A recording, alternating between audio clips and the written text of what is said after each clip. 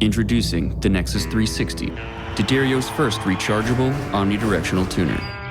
Visible at every turn, from any angle, no matter where you wind up. Nexxus 360, built for your next stage.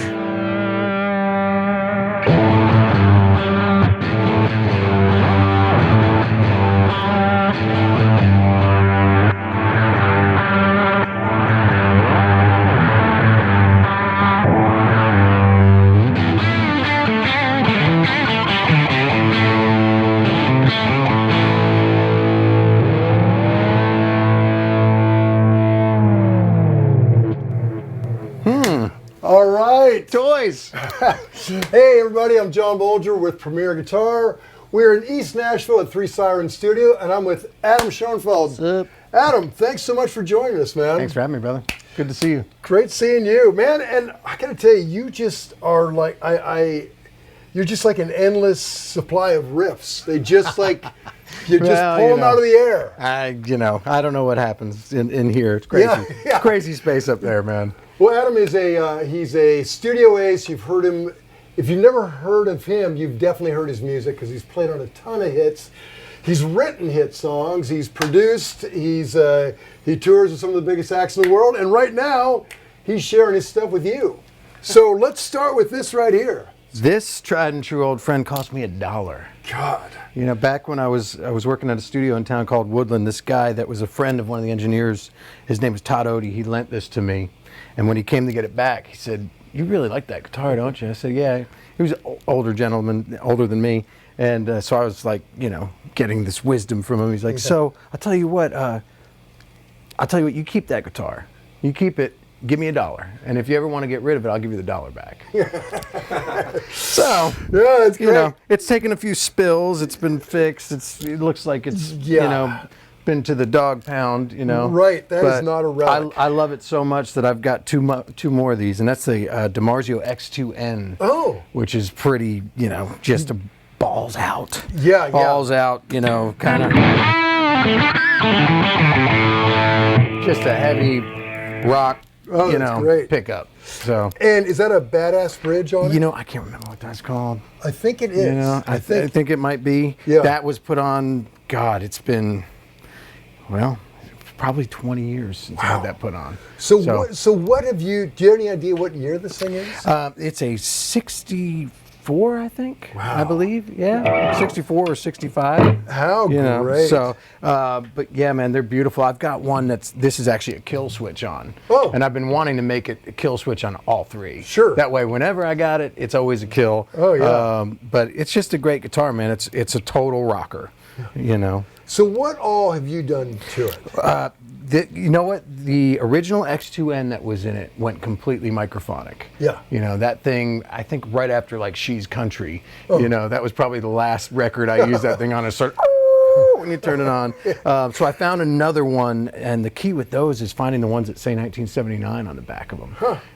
That year, for some reason, they just rock. And then after it, they're okay, but there's something about these older ones. Wow. Yeah, so yeah, man, that's all I did to it. I played this on so many things. I may have played this on Save a Horse and, stuff like that, but it's always that go-to rocker, man. That is a rock and roll machine. Yeah, it's sick. So. Yeah, okay. Very cool starter. Got your money's worth out of that one. Let's look back in your arsenal. Yeah, I know, man. And you've got a ton of guitars. Yeah, I do, but it's kind of weird. It's like the basic ones are the ones that I end up using on everything. Yeah. It's just what you go to.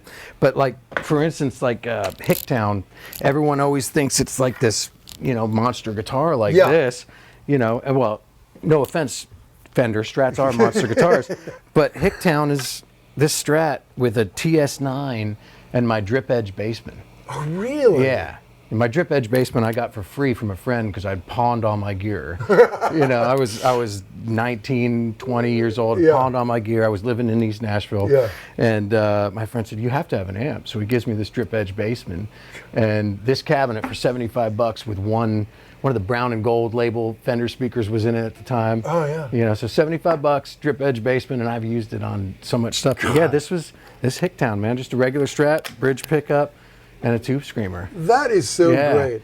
So Isn't that so? I mean, it's kind of inspiring because so many people chase gear, you know. Yeah. I think I got to have it. And here, you played on this massive hit on on a rig that was just cobbled together. Yeah, man. And that, it's interesting too because there's a guy that I haven't gotten back to him. I forgot to that messaged me asking me specifically about the gear I use, and it's kind of like different things aren't going to work for different people. Yeah. And that thing that worked on that song isn't going to work for everything, and that's something people don't realize. That's why you got to buy all this crap. You're right. Beautiful crap. Right. Yeah. But.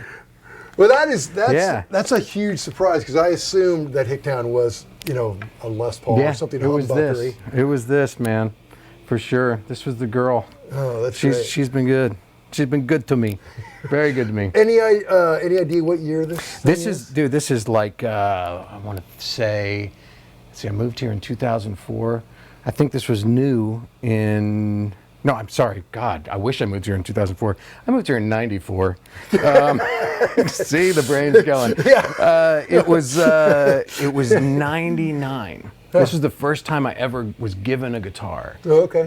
Big Kenny and I had the band Lovejoy. Yeah. And that's right. and Bruce over at Fender wanted us to play the NAMM show, and he said, "Do you want money or guitars?" I'm like, Yeah, well, that's all. That's guitars, easy, man. So Yeah. this was my first ever. Here you go. Yeah. So. Yeah, man. Well played, Fender. Yeah! Well played. You're over the radio again. You're all over it, Fender. One All day, over it. we'll get you hooked up. Okay, so let's keep this party going. What's next? Well, this is my baby. Most of the rock and solo stuff on the Aldine records that I do, probably the last 6 records is this guitar.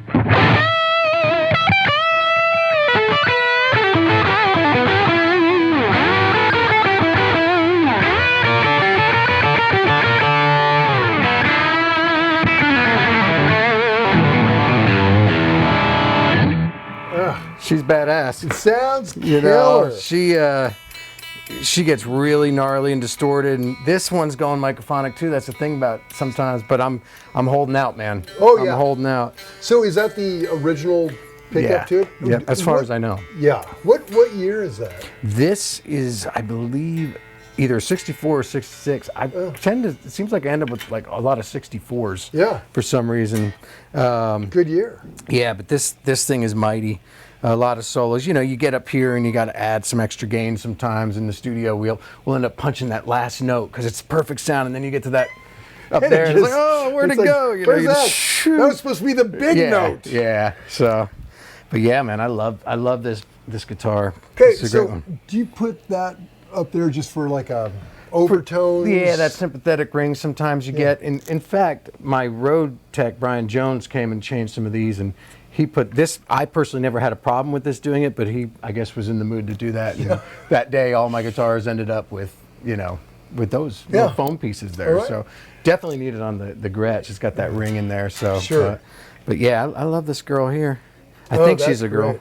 Great. It's interesting. Do you find that the one pickup guitars tend to just be a little more that and the thin wood, the Melody Makers, the SG Junior, for some reason I think, and I don't know, maybe it's the less circuitry, but also that the resonance from that thin piece of mahogany. Yeah. It's mahogany. You're right. And I think one of the theories too is that like a second pickup, you've got a magnetic thing going on. And I love the single pickup thing. Yeah. Of course, getting your pawl out and doing the neck pickup and dialing down that tone and doing one sound in the verse and then going to the bridge to rock out is I'm saying rock out a lot in this thing.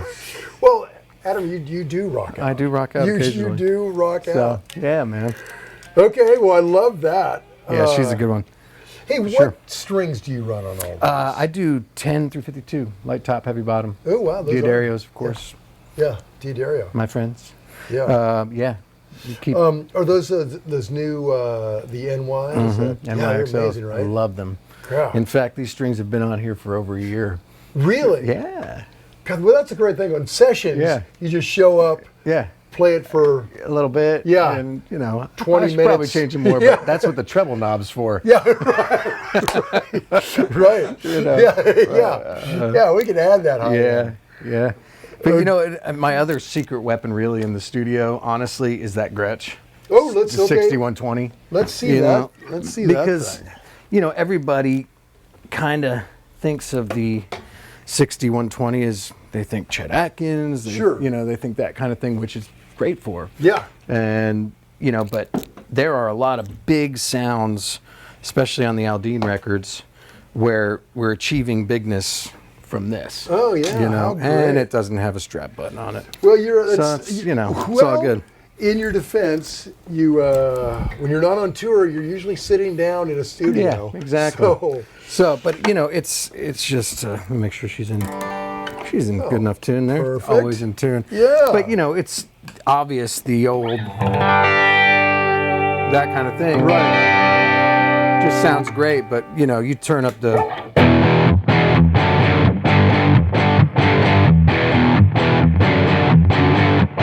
and solos, it's great for too. Oh, man. It's just got a good ring on solos.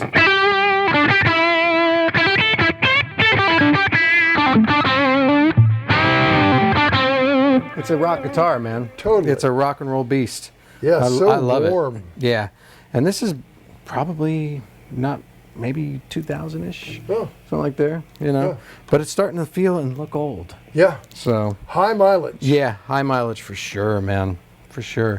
But yeah, this is definitely a secret in the Aldine sound in those records. There's a lot of this those records layered are huge. in. Yeah, there's a lot of this layered in.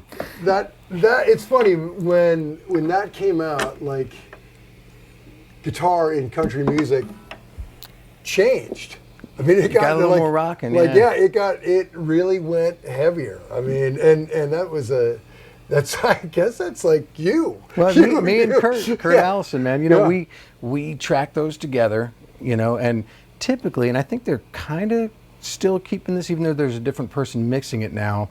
I think Knox is probably keeping it this way. Like the main parts we track, it's usually Kurt on the left and me on the right. Really? And then I stay and I'll add the extra bigness or the solos. Yeah. He's done a couple solos. Like I think it's usually like one a record, but I hang out and just do them.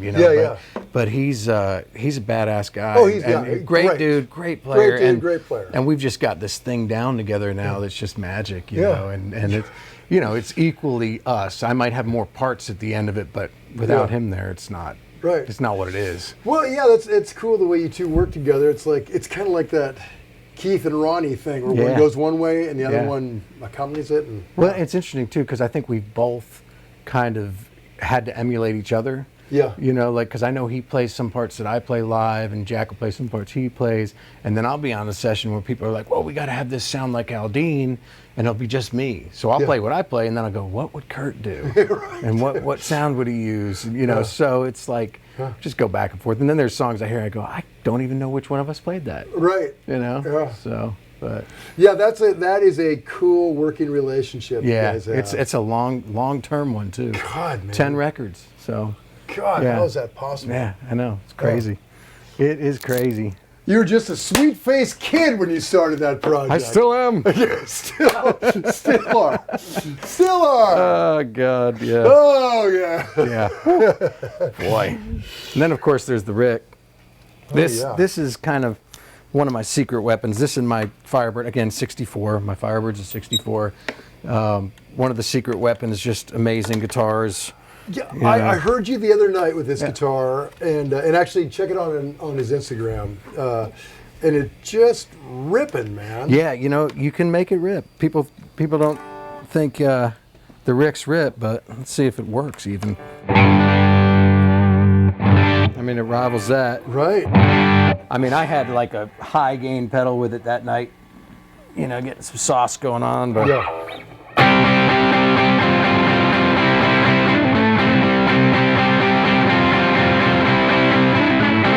It's a little low for me, that strap, but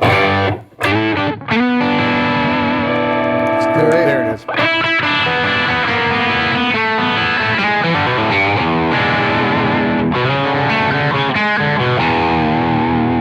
And it's amazing how well that whammy bar works. Yeah, I love it, man.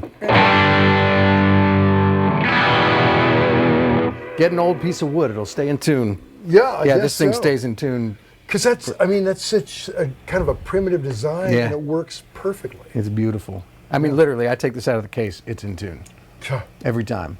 Every time. My shit's never in tune. Yeah. I know. Yeah, I know. It's a big sound. But it's a big this has sound. got, I don't know if all Ricks back then did or all Ricks now, this has got the double truss rod. Oh, really? I'm not a big gear guy. I'm just lucky to have stuff. Yeah. You know, so all my life, like the $75 cabinet and the free head. And Right. It just finds you. What? It just finds you. Yeah, you know. Yeah. So, yeah, she's a beauty. Oh, that's great. Clark. And it's amazing. It's a 64 because it's just kind of clean. Yeah, man. it is. I mean, you put this next to like a 59. It's kind of like like an LG one, like the mid 60s, early 60s LG ones have that poke, and they sound great in the track. But then you go back to like a 59, and it's got that poke, but that bottom end, and it's kind of the same with these old Ricks. The 59, if you put that next to this, see the ones I played. Sorry, Mike. The ones I played kind of have that. A little more girth about them, and a little more spank. But I love this. She's good to me. Yeah, you're one. the only cat in town I know that plays one. I love it. I love it. And I did that whole show the other night with just this. Yeah, did you bring it back up? I did. I did. I brought my Silver Jet. Yeah. Gretsch, amazing guitar. Yeah. But I didn't have time to put her down. Yeah. So. Yeah, that's great. Yeah. Okay, very cool. And I guess the last in there is a Telecaster. Yeah, you know what? This is how Jersey guys play country music. But yeah, man, I needed a Tele. Probably 10 years ago, I went, fine, I'll get a Tele. Yeah. I was never really a Tele guy, and I just got this is Mexican, man. Yeah. You know, it was $400. Perfect. For, cost and it doesn't have as much spank. I've got one of those broadcaster reissues at home, which is great, and I bring that in the studio a lot now too. But this is just a kind of rock and roll Tele. You sort of have to have one. Yeah, and I've had people through the years that just kind of asked. They were like, "Where's the black Tele?" Because it's, I guess, I'm not I don't consider myself a country guy. I just play on country music, and it's just. Oh, that sounds great. Yeah. That's here's the deal. Boxer Rock, the ZVEX Boxer Rock. That's my main thing, man. Really? It's like you find what you do. It's like different guitar, different amp. That Boxer Rock is usually kicked on in the studio. And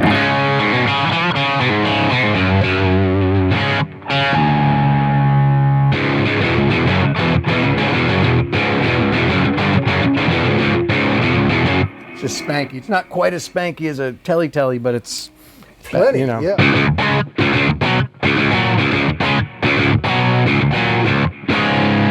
Love it. Yeah, man. Love it. Okay, Another so that's your basic toolbox. That's kind of the basic. Yeah. When I I always carry in a few extras, you know, but that's kind of what's waiting for me when I get to the studio, and it's 9 times out of 10, that's all you need. Yeah. Selection of amps and. Then that's a perfect segue. Let's talk about. We talked about this a little bit, but let's talk about the amps you're running. Yeah. Okay. So my main one, this Bassman down here, I think 62. Year may be off. I kind of graduated Bassmans. The first one was that Drip Edge, Hicktown, and then Tom Peterson from Cheap Trick sold me a Blackface. Oh, really? So I was like, okay, this sounds a little more round. Yeah. And it's great. It's great. Yeah. And it's from Cheap Trick. Yeah. So well, yeah. That's too. Yeah. Let me pick that up. All right, drop that. But and then I got this one, and it was like that roundness with the squish. So I think as we get older and play more guitar, our taste change a little bit. This is almost always plugged in. Half the time when I go to other amps in the studio, I go back. Yeah. But that being said, interesting segue. This little guy, made by my buddy Joe Morgan. Yeah. So the last sessions, which would be the back half of the Aldine stuff, because double album, Aldine 10, I plugged into this, and I don't think I unplugged. There's so much of this amp Oh, on the really? new Aldine record. It's, I had this on the road, so I never really heard it in the studio. Yeah. And we switched over to direct systems on the road with McGraw. Whole different thing on the road. Yeah, so I brought this in the studio, and holy cow. I mean, it's like, was that Phil Rizzuto? Yankees fans will understand. Yeah. So it's like a Bassman, 6L6s, but a little tubier, a little grittier. And this has the Landau mod, he calls it, that gives a little more headroom. No, but cool. This thing is a sweet amp, SW50. So yeah, I've been using that a lot, heck of a lot. Yeah. And then, what else we got over here? Okay, so that's a Maz 38Z, but it always had a little too much bottom end for me. So I brought it to our friend Ebo. Love that guy. And he modded it. Yeah. So it's now a Zebo. That's a great amp. I go to that for like creamy, clean stuff. You know, it's real nice for that, and it's really nice with the telly, and of course, Ebo's Everb, which is a beautiful, beautiful sounding reverb, and it's got a tube in it, so it's another stage of tubeness. Sure. Which is always great. Yeah, I know some guys are running those and like barely even using the verb. They're almost using it as a preamp. Well, the one thing about it, you can't really control the length of the verb, which that's kind of a learning curve. Yeah. But it's pretty long, so I'm going to get rid of the delay.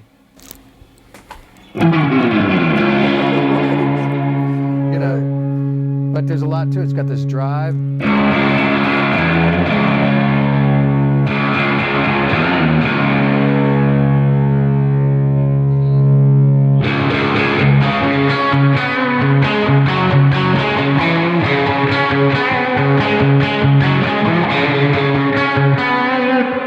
It's cool, man, and when you get it in that subtle area. Yeah. Oh, cut that.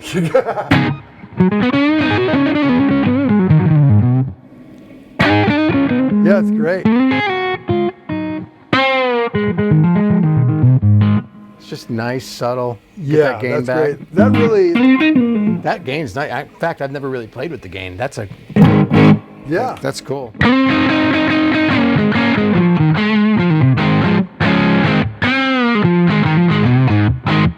That's just the verb that's driving it. Yeah, that's that.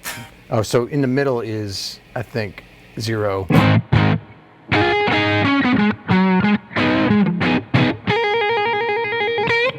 Yeah, that's great. Oh, secret. Ebo didn't really tell me about it. He told me about it, but I didn't believe him. Yeah. That's good, Ebo. So yeah, man. That's a cool piece. This little Vox Cambridge. Right. When, and that's when you have to have the Vox thing, man. Yeah. And did you say that's what you had the other night on that live gig? Yeah, man. That with what's that? SP Drive pedal and the Box Rock, of course. I always have. But yeah, this thing. I think this supposedly belonged to one of the last members of the band. Really? I forget which dude, but I found it at a store in Kingston, New York. Super, super amp, and I find myself at these days we're doing home overdubs all the time. Right. It's not just going into the studios. You got your own place. Man, I'm using this a lot, and driving a closed back cabinet with it is great too. Oh yeah, I bet. So beautiful amp, and this JMP combo. I was in the market for Princeton.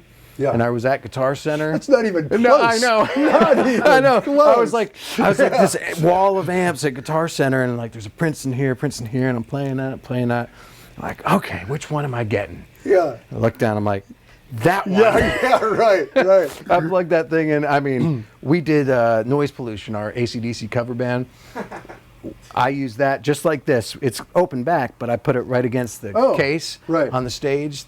I was using an old JCM 900 of all things, but man, this thing got the Angus thing going on. That's just a sweet. And you put on the old square knob tube screamer with that, but I go to that for that clean sparkle. And ironically, you go to the Marshall. For me, I go to that for clean sparkle in the studio. Right. Over drive. They do it really well. They do it. Yeah. Yeah. But Yeah, that's Ampland. I've got others too, but yeah. Yeah, well, yeah, this will get it done. It does. It does the job. I'm amazed. Yeah, yeah. But like you're saying, I mean, your first rig, just that bassman and the drip, the drip edge. Yeah. It's kind of like, I mean, when you listen to those records, pretty close to. Yeah. Because it's you. Well, yeah. Well, yeah. and Adam's he's got like an endless bag of riffs that he just like pulls out of the air. I don't know where they come from. I don't know. You just pull them out of the air. I don't know. Yeah, well, I mean, that's the secret weapon, man. Well, let's talk about the last ingredient. The secret bag of riffs is really the main ingredient, but the rest of the stuff is just kind of makes it happen. This is like all the paintbrushes, man. Right. So some of my favorite stuff on here is this DB instrument amp, it's called, but it's actually an expression pedal, and it's got 2 pots in it. 1 so the pedal goes this way, or 2 so the pedal goes this way, and 2 for when the pedal goes that way. Right. And you can control a couple different things. So like I've got it going this way for this pitchfork, and that's just regular expression, you know, which also like, so I've got a controlling verb that way over on the 3rd row of my line 6, M9. You know, so the verb goes up with that.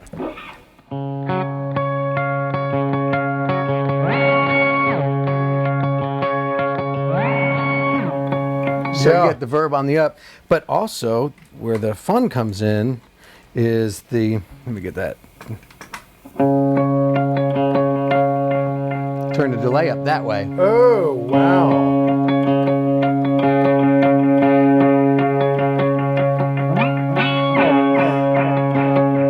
So you can control 2 things at once. Sure. Oh, that's And so cool. I love that pedal. The guy's name is Derek Barrett. He's out of Knoxville. Cool dude.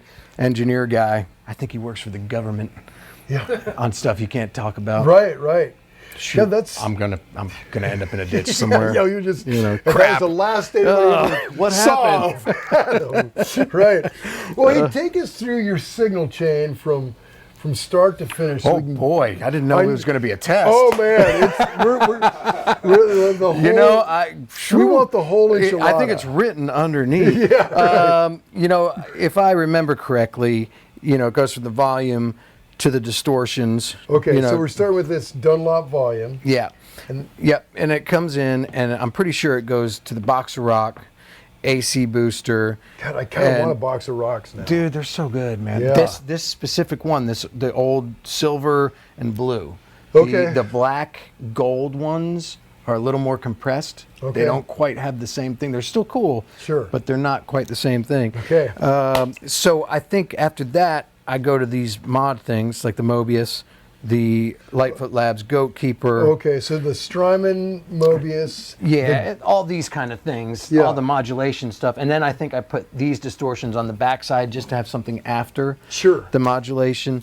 And yeah, isn't that interesting? Like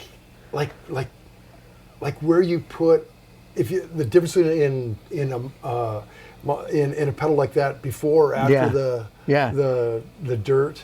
And to be honest with you, I probably don't think about it now. I thought about it when I put it together. Right. You know, but a lot of the times when I'm using these 2 extra distortions, it's layering on top. Right. You know, and that's I think cool though to have a couple before and a couple after. And I think I ended it with the M9 and then finally the.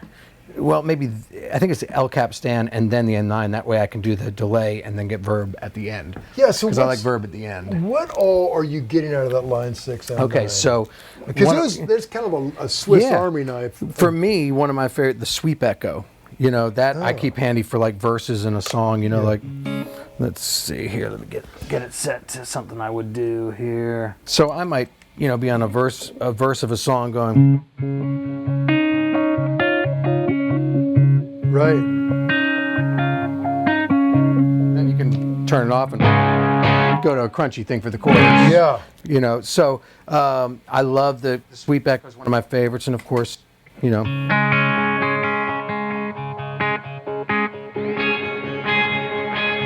You can add all that stuff in. But so I keep one of my main delays on, and just an analog with mod.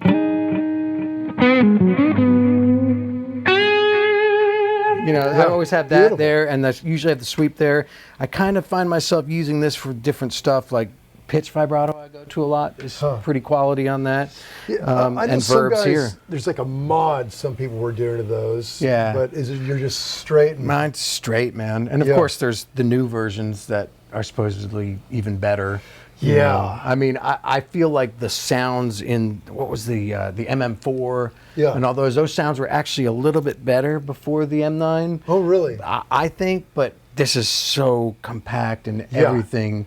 I mean, And you know it. Yeah, and you could do a show with that pedal and 2 distortions. And, you know, so there's that. The Mobius I use for rotary. I keep threatening to just put my Big Sky here, my Big Sky reverb. Sure. But I kind of carry that so I have it wherever I go. Yeah. Because that thing's sweet. But the other thing, the Electro-Harmonix microsynth, man. Oh, yeah. That's kind of, well, 2 things we haven't touched on. The microsynth, I love. I got it through this X Blender, the Exotic Effects X Blender. Okay. Another thing I kind of use a lot, like that I might use on a verse of a song. Just for something, you know. Yeah, all those weird little tones that are just like Easter eggs and hiding in there. you can, you know, throw a little delay in it.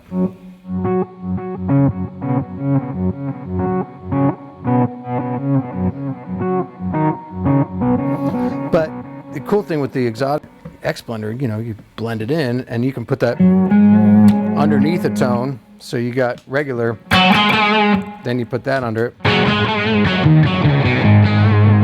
God. Just a great thing. And then the other thing is this is Jetpack Mods. It is a whammy pedal. It's the inside of a whammy pedal. What's the other one? The Space Station. The reverb modulator and the modulation modeler. I'm probably getting the names wrong, but it's all in one. And So- you've just flipped the switch to get So to... some nerd just put it all together? And Yes. You're a nerd! And we love you! So Jetpack Mods, and so like... What a great idea. What's great about that is if you're familiar with the Space Station, it's got this, my favorite sound. Let's get down to the bottom. We're dusty here.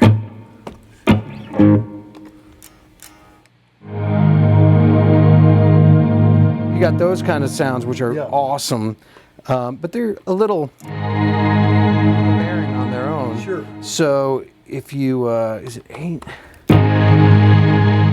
Like the octave, but blend it in.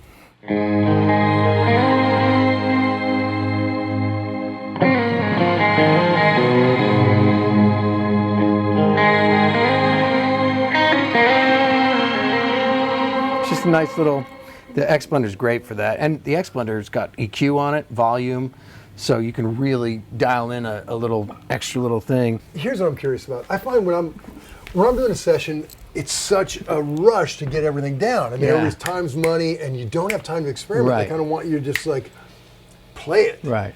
Do you like sit at home and just find all these sounds, or do you just quickly dial them up there and experiment? I try to just go with the moment. You know, and go, okay, this should have a vibrato part, you know, or something like that. That's what I try to do. I feel like I should do that more, you know, because there's some guys on the scene now that are just like, they've got it, but they've done that. They've got their go-to, and you hear people joke like, well, you can't use that preset anymore, you've overused it. Yeah, You know, when I first got the Boomerang phrase sampler, my friends wanted to make it coin-operated. That's great, man. Yeah. That's great. But there is something to that. I mean, like just let inspiration go where it goes. I kind of like that. Yeah, I think there's a value in that. And also, you know what? You don't have to... I feel like if it's just you on a session as a guitar player, you shouldn't feel that pressure. Like, you should be okay, and everyone should be okay with you just giving a bones pass. Yeah. Like, I'm going to overdub once we get through the song. Yeah. This is what... I know it's going to need this. You're going to want those power chords on the chorus. You're going to want that just chugging along on the verse or whatever, depending on the song. But sometimes you just go, okay, well, I don't really know, so I'll give you the bones. Yeah. And then by We'll the figure it time out the later. next part comes around, you know, the next pass, you're like, And sometimes that opens up the door. Right. Just to be simple and Yeah. leave that space open for a minute. Yeah. You know, it's also good for letting other players do what they want to do. You know, Right. keyboard players or acoustic player. And that might influence where you're going anyway. Yeah, that's yeah, cool. man. So And I guess the last two are with a tube screamer and is that Catlin? Catlin bred teaser stallion. It's kind of a fuzz, and I have not used it in a while, to be honest with you. But it was I liked it because it was reminiscent of the Big Muff, but a little more tame.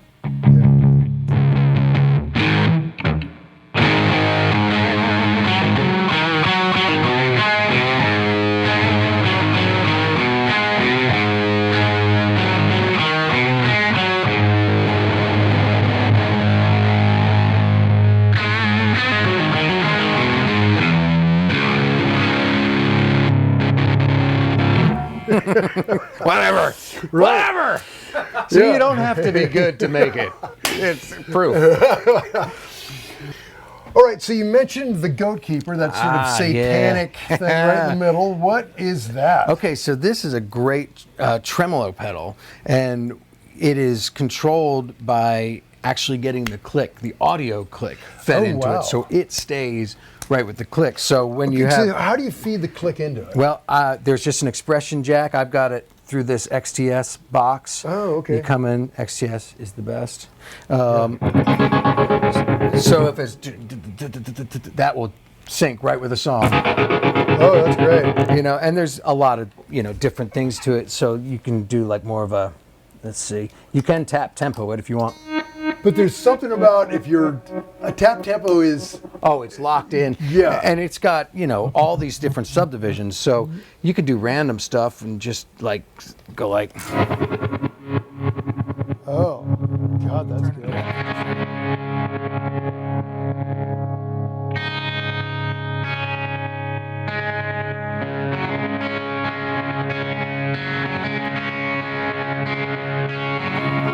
Do all kinds of different stuff with it. It's got different waveform. Oh, that's great.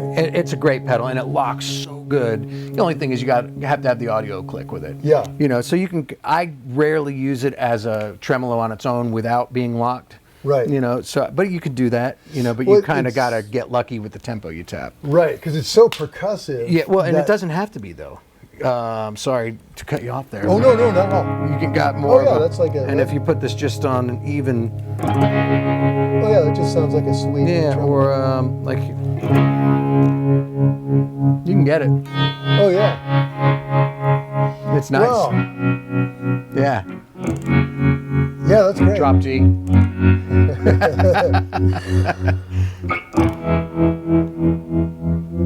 Oh, yeah. Yeah, it's great. You just Love it. Get whacked. I don't know what this is. Oh, yeah. I mean, if you want to get stupid, Yeah, it's like something's blowing up. I don't know what that That's is. when the engineer's like, is your amp okay? Are you... That happens Do to you me need- daily. yeah. Daily. Is your stuff okay? Yeah. Yeah. Well, Adam, I can't thank you enough for joining us. Thank you, and buddy. congrats on the new album. Oh, thanks, man. Thank you. Very cool. After playing on all these hits, Yeah, man. you've got your own thing Yeah, out there. it's nice to finally have put songs together that I'm totally confident in. And Yeah. record comes out January 28th. Where can people find this? All your streaming platforms. All of it. It's Adam Schoenfeld, All the Birds Sing. Yeah, Yeah. and the cover alone is so cool. That was my quarantine hair. Yeah, it was good. I mean, my goal is kind of for people to think it's somebody else. Yeah, right. Okay, till next time. Peace.